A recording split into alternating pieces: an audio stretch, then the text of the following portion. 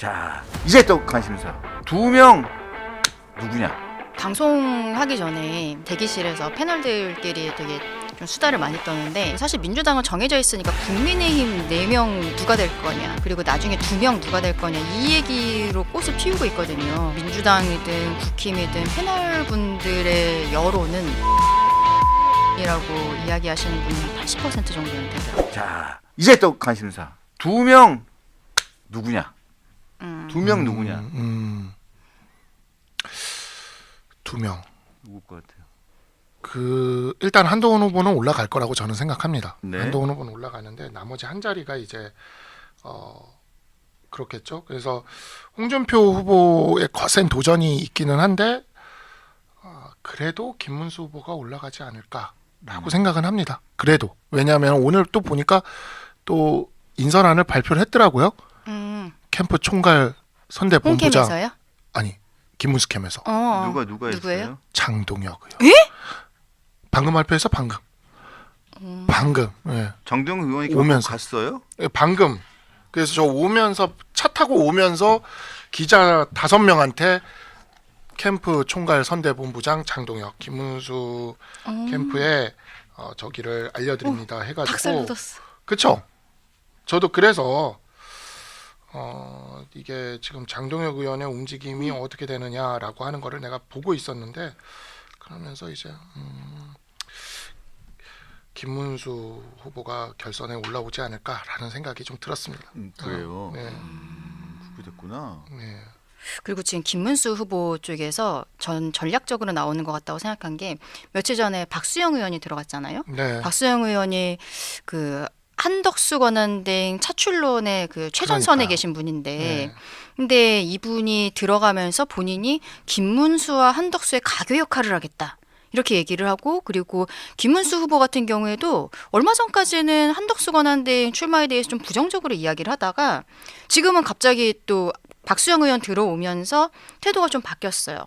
함께 해야 된다, 이런 형태로.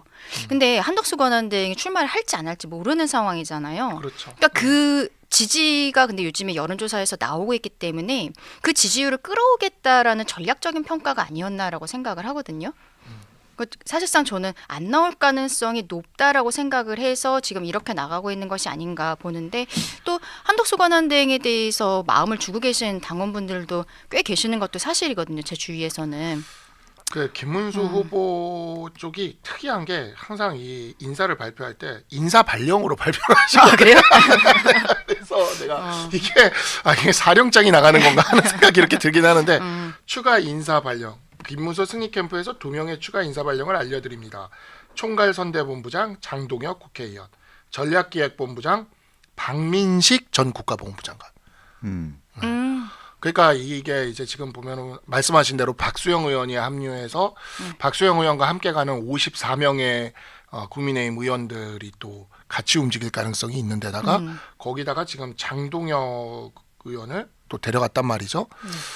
이게 지금 어찌 보면은 여러 가지를 상징하고 있어서 결국에는 김문수가 올라가지 않을까 저는 개인적으로 좀. 김문수. 예.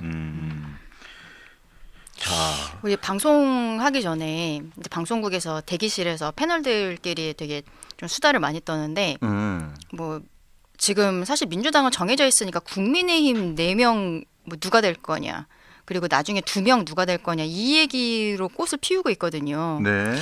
근데 제 주위에 뭐 민주당이든 국힘이든 패널분들의 여론은 홍준표, 한동훈이라고 이야기하시는 분이 한 80% 정도는 되더라고요. 그렇더라고요. 많이들 네. 그래요. 밖에서 예. 예상하기로는 홍한을 많이 예상을 하는데, 오늘 인선안을 제가 보면서 약간 저도 홍한이라고 생각하고 있다가 인선안 보면서 약간 하는 생각이 좀 들어서. 깜짝 놀랐네. 저는 일관되게 예. 저는 홍한. 음. 이 인선을 보면서도 홍한. 저는 토론을 보면 알 겁니다. 토론을 보면요. 근데 저는 김문수 후보 토론 중에서 진짜 저는 정치인 되기 전에 인상적인 토론이 한 번 있었어요. 어떤 거요? 예전에. 그래서 그 부분을 저도 계속 생각을 하면서 우리도 잘 대비를 해야겠다 생각을 하고 있는 게, 김문수 후보가 예전에 경기도지사 처음 나왔을 때 유시민이랑 붙은 적이 있어요. 맞아요. 유시민이랑. 그랬는데 그때 저도 김문수와 유시민의 제가 그때는 정치색이 막 명확하지는 않았을 때였는데도 김문수와 유시민의 토론을 보면서 김문수를 찍어야겠다고 생각이 들었었어요. 그랬었어요. 네. 근데 왜냐하면 그 토론이 어떤 토론이었냐면 유시민이 김문수를 엄청 공격을 했어요. 그러니까 김문수도 이제 김문수가 사실 김문수 후보가 민주노총의 사실상 아버지 아니십니까? 그렇죠. 사실상 거기를 만드신 그 조종 같은 그러니까 민변의 아버지가 조영래 변호사, 민주노총의 아버지가 김문수 후보인데 그렇게까지 그리고 심상정 의원 막 뭐 결혼시켜줬다 뭐 그런 얘기도 있고 막 그러잖아요. 그렇죠. 그러니까 그런 거를 가지고 유시민이 배신자라는 식으로 공격을 굉장히 많이 했어요. 그날 그랬는데 제가 진짜 김문수를 김문수가 낫다라고 생각을 했던 포인트가 있었는데 그게 뭐였냐면 그 공격을 차분하게 다 봤더니 이렇게 받는 거예요. 유시민을 김문수 후보가 예전에 학생 운동하고 막 그 진보 좌파에서 운동할 때 유시민을 뭐 챙겨줬나 숨겨준 이야기를 하는 거예요. 갑자기 그걸 탁 던지더라고. 유시민이 거기서 무너지더라고요. 그러니까 유시민이 그때는 좀 고마웠다라는 식으로 얘기를 하면서 거기서 말을 이렇게 잘 못하기 시작을 하는데 제가 그때 이 사람 한 방 있다. 되게 그 뭐랄까 그 진정성으로 다가가는 한 방이 있구나. 제가 그런 느낌이 있어서 만약에 이번 토론회에서도 그런 모습이 나온다면 그게 이제 그런 만약에 그 국민들을 위로해주는 그 모습이 영향력을 줄 수도 있겠다 생각을 합니다. 저는 2015년도인가에 이 그 김문수 전 장관이 경기도지사를 관두고 난 다음에 동작의 보궐선거가 생겼었어요. 그때 이 차출론이 나왔었거든요. 네. 나왔었는데 차출론을 고사하고 그냥 그 대신 나경원 당시 전 의원이 투입이 됐죠. 그래서 결국은 승리를 했는데 그때 김문수 전 경기도지사죠. 경기도지사가 뭘 했냐면 대구하고 전국을 다니면서 택시 기사를 했어요. 이분이 택시 기사 자격증이 있어요. 그래서 네. 전국을 다니면서 택시 기사를 하면서 택시 기사들을 하면서 민심을 청취하고 하는 것을 굉장히 열심히 하는 분이었어요. 그 제가 동행 취재를 하면서 1박 2일을 이분을 쭉 따라다니면서 이렇게 한 적이 있어요. 그 이분하고 1박 2일 동안 그 택시 기사를 하면서 택시기사 옆에 타가지고 택시기사 옆에서 동행 취재를 한 적이 있었는데 정말 소탈하고 네. 정말 그 인간미가 그래. 진짜 있는 분이에요. 근데 벌써 그게 10년 됐죠? 10년 됐죠. 근데 그 이후에는 큰 교류는 없었습니다만 근데 지금 또 어떻게 변했을지 모르겠네요. 일단 이번 경선은 그런 의외성이 터져줄 때 그 후보가 스포트라이트를 한 번에 받고 갈 수도 있습니다. 그거는 본선도 마찬가지라고 봐요. 진짜 지난 2002년 대선 때 노무현 대통령이 이인재의 매서운 공격을 견디면서 한마디 했죠. 그럼 아내를 버리란 말입니까? 그 한마디로 그냥 재패를 했잖아요. 그냥 싹 쓸었잖아요. 그러니까 그런 느낌의 어떤 인간성으로 접근할 수 있는 그런 것들이 굉장히 중요한 포인트가 될 거라서 저는 그 순간에 따라서 분명히 흔들리는 면이 있고 그 김문수 지사는 그 한 방이 있을 거다라고 그렇게 지금 되면 김문수 말씀하세요. 박 변호사님 말씀에 좀 동의를 하는 게 그리고 이번에 나온 후보들 중에서 8분 지금 올라가셨지만 우리가 5분 뭐 좀 강해 보인다라고 추리고 있는 이분들 중에서 어떻게 보면은 김문수 후보가 가장 뉴페이스예요.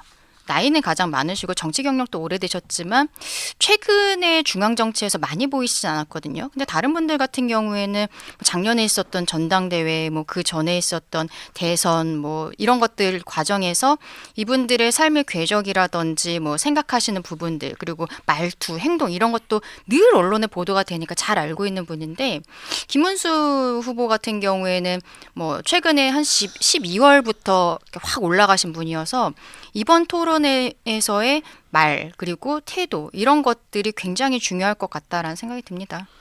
자 그렇게 되면 김문수 대 한동훈이냐 홍준표 대 한동훈이냐 요 구도가 어떤 구도가 될지가 큰 관심인데 네. 근데 솔직히 어떤 구도가 한 전 대표 입장에서는 더 편한 구도입니까? 편할 게 어디 있습니까? 다 훌륭한 분들인데 저는 편할 건 없다고 봐요. 둘 다 사실 만만치 않은 분들이고 다만 이제 한동훈 후보의 강점은 공격력이기 때문에 이게 우리가 본선에서 기다리고 있는 사람이 이재명이란 존재거든요.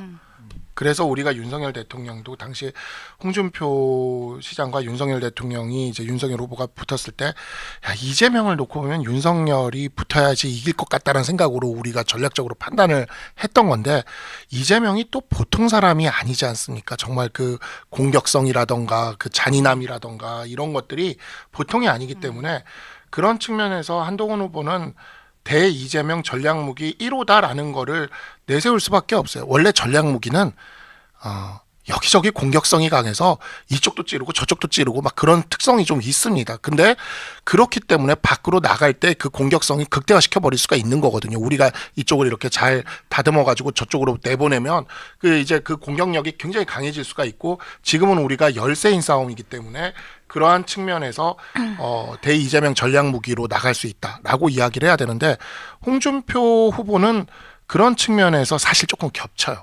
홍준표 후보도 상당히 이 검사 출신답기도 하고 약간 공격성이 있는 후보거든요. 그런 측면에서 겹치는데 한동훈 후보가 홍준표 후보보다 좀 더 날카롭게 느껴지는 거죠. 그러니까 이게 홍준표 후보랑 한동훈 후보는 약간 그게 겹치는데 그래서 오히려 그런 면에서 우리가 좀 더 나은 후보다 이렇게 갈 수가 있는데 김문수 후보가 올라오면 김문수 후보의 가장 큰 무기가 저는 그때 그 경기도지사 선거 때 그 인간적으로 사람의 마음을 무너뜨리고 들어가는 그 솜씨였거든요. 그게 진짜 근데 그것도 이재명과 맞선다고 생각한다고 한다면 이재명이 워낙 인간성이 안 느껴지는 사람이라 오히려 그런 면에서 김문수 후보가 또 그런 점에서 어필할 측면이 있거든요. 그런 측면에서 김문수 후보는 컨셉이 좀 다르죠. 한동훈 후보랑. 그러니까 그런 측면에서 이제 경쟁을 해야 되는 거니까 그게 이제 조금 차이가 있는 거고 그래서 두 분 다 저는 쟁쟁하다고 생각을 합니다. 그런데 이제 조금 더 저기라다면 스타일이 다른 김문수 후보가 조금 더 그럴 수도 있겠다라는 생각도 들고. 근데 이제 이재명과 맞선다라는 표현이 어디까지를 내포하는지 생각을 해보면 뭐 나중에 우리 당에서 후보가 되었을 때 이재명이랑 뭐 1대1 토론 같은 거 하고 뭐 이재명에 대한 사법 리스크 이런 것들에 대한 공격이라든지 이런 것들을 하는 것에 있어서는 한동훈 후보가 저는 잘할 수 있을 거라고 생각을 해요. 근데 이재명의 사법 리스크라는 건 이미 세상에 드러난 게 대부분이거든요. 지금 이미 수사받고 재판받고 있는 것들이 너무 많아서 물론 뭐 알려지지 않은 것들도 있을 수 있겠습니다만 이게 우리 국민들께서 이미 알고 계시단 말이에요. 그러면 이거를 대선 과정에서 다시 이야기하는 게 큰 의미가 있을까? 저는 약간 좀 의문이에요. 이미 이재명은 당의 지지율보다도 개인 지지율이 좀 낮게 나왔던 부분들, 민주당 내에서도 이재명을 좋아하지 않는 분들이 있거든요. 근데 그 부분을 채워줄 수 있는 김경수라는 사람이 출마를 했고 나중에 선대위원장까지 하겠다는 형태로 지금 이야기를 하고 있어요. 그러면은 우리 국민의 입장에서도 정책적인 부분들 이런 걸로써 대응해야 되는 거라고 저는 생각하거든요. 사법 리스크만으로는 안 된다. 근데 그렇게 생각을 했을 때는 한동훈 후보가 정책적인 모습들 그리고 안정적으로 국정을 운영하는 것에 있어서 어느 정도의 이미지를 갖고 있는가 그 부분은 조금 더 냉정하게 생각해야 되는 게 아닌가 저는 그렇게 생각을 합니다. 홍준표 김문수 이런 분들 같은 경우에는 지자체장도 다 광역지자체장도 해봤고 그리고 뭐 원내에서도 좀 오래 계셨던 분들이 있고 뭐 국무위원도 하시고 이런 경험들이 있는데 한동훈 후보 같은 경우에는 실상 그 부분이 조금 부족하다고 저는 생각하거든요. 그래서 예전에도 제가 우리 박상수 변호사님한테 말씀을 드렸었는데 한동훈 후보는 캠프를 저는 잘 꾸려야 된다고 생각해요. 정책적인 부분에 있어서 서포트를 해주실 수 있는 특히 뭐 당의 어르신들이라든지 이런 분들로 캠프를 꾸려서 이제 정책에 있어서도 한동훈이 이만큼 앞서갑니다. 이만큼 준비가 되었습니다. 이런 거를 보여줘야 이재명에 맞선다라는 것에 있어서 완결성이 있지 않을까 좀 그런 생각도 듭니다. 그러니까 한동훈 후보가 지금 그런 측면에 있어서 저는 한동훈 후보를 한 가까이서 1년여를 봤기 때문에 본인에 대한 자기 객관화가 굉장히 잘 되는 사람 중에 한 명이라고 생각을 합니다. 그래서 네. 이 자기 객관화가 잘 되다 보니 이 공약도 던졌다고 봐요. 바로 3년으로 다음 대선 임기를 단축하고 개헌을 하는 원포인트 릴리프로 가겠다. 이렇게 한 겁니다. 그러니까 저는 근데 한동훈 후보가 그 역할을 한다면 그게 역사적 역할이라고 봐요. 3년 하면서 원포인트 릴리프로 가는 거죠. 개헌을 하고. 지금 우리가 다 느끼지 않습니까? 선관위 문제, 그다음에 헌법재판소 문제, 이거 개헌하지 않으면 못 풀어요. 맞아요. 그래서 다음 대통령이 자기 기득권을 내려놓고 3년만 하면서 이거 개헌으로 풀겠다라고 얘기하면서 끌고 나가면 국민들을 설득할 수가 있고 거기 그냥 올인해도 된다고 봅니다. 대통령 3년을. 왜냐하면 어차피 윤석열 정부가 앞으로 2년 더 가는 거였는데 거기에 1년 더 국민들한테 우리에게 기회를 달라고 우리가 이거를 민주당과 잘 협상을 하면서 개헌으로 풀겠다라고 얘기를 해서 3년짜리 일종의 원포인트 릴리프로 가고 그 다음에 우리 당의 유력한 주자들이 그 다음에 4년 중임제로 개헌이 된 다음에 8년짜리 대통령을 노리면서 갈 수도 있다라고 생각을 하거든요. 그래서 7공화국 시대를 우리 손으로 만드는 거죠. 보수가 다시 세팅을 하지 않으면 지금 이 상황에서 이재명한테 넘어가게 됐을 때 선관위며 그 다음에 헌법재판소며 우리는 어디 기댈 곳 하나 없이 무너지게 됩니다. 그래서 그런 측면에서 한동훈 후보가 본인에 대한 어떤 정확한 자기 객관화를 기반으로 원포인트 릴리프로 3년짜리 대통령으로 개헌을 하겠다. 이거를 밀고 나간 거는 어찌 보면은 정말 6월 항쟁 이후에 노태우 대통령이 했던 역할을 할 수도 있겠다라는 생각이 저는 좀 들어요. 그래서 그런 측면에서 분명히 본선에서도 소구력이 있을 거라고 생각하고 이재명 절대 못 따라오거든요. 왜냐하면 이재명은 이미 헌재까지 장악했는데 5년을 자기가 풀로 하면서 오히려 장기 집권을 꿈꿀 겁니다. 오히려 그런 측면이 있을 거여서 저는 이 부분에 있어서 원포인트 릴리프라는 그러한 지점을 잘 설득하면 되지 않을까라고 생각합니다. 네.